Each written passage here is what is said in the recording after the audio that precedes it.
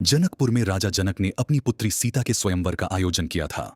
शर्त थी कि जो भी शिवजी के धनुष पिनाक को उठाकर उसकी प्रत्यंचा चढ़ाएगा, वही सीता से विवाह करेगा। अनेक राजाओं ने प्रयास किया, लेकिन कोई धनुष को हिला भी नहीं सका। तब आर्षि विश्वामित्र ने श्रीराम को धनुष उठाने का आदेश दिया। श्रीराम ने धनुष उठाया और प्रत्यंचा चढ़ाते समय वह धनुष टूट गया। यह देखकर सभी राजा हतप्रभ रह गए। शिव धनुष टूटने की टंकार भगवान परशुराम तक भी पहुंची। परशुराम शिवजी के महान भक्त थे और उन्होंने उस धनुष को शिवजी के प्रतीक के रूप में मान्यता दी थी। इस पर वे अत्यंत क्रोधित होकर मिथिला पहुंचे। जब परशुराम जी मिथिला पहुंचे तो उनका तेजस्वी और क्रोध से भरा रूप देखकर सभी राजा और सभासद भयभीत हो गए। उनके हाथ में परशु फरसा था और उनकी वाणी गूंज रही थी। उन्होंने सभा में प्रवेश कर जोर से कहा, कौन है वह अत्यंत अभिमानी जिसने शिव धनुष को तोड़ने का दुस्साहस किया है? मैं अभी उसे दंड दूंगा। उनका क्रोध देखकर सभा में सन्नाटा छा गया।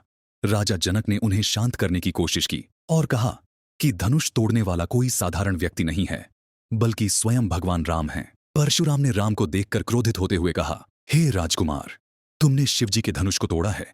क्या तुम जानते हो कि यह धनुष कितना पवित्र और शक्तिशाली था?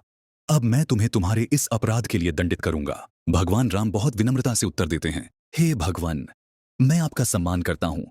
यह धनुष टूटा है, लेकिन मेरा इसमें कोई अहंकार नहीं है।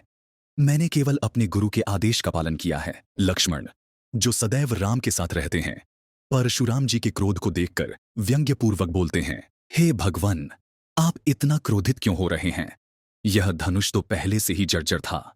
यह टूट गया तो इसमें नया क्या है? लक्ष्मण की वाणी सुनकर परशुराम और अधिक क्रोधित हो गए।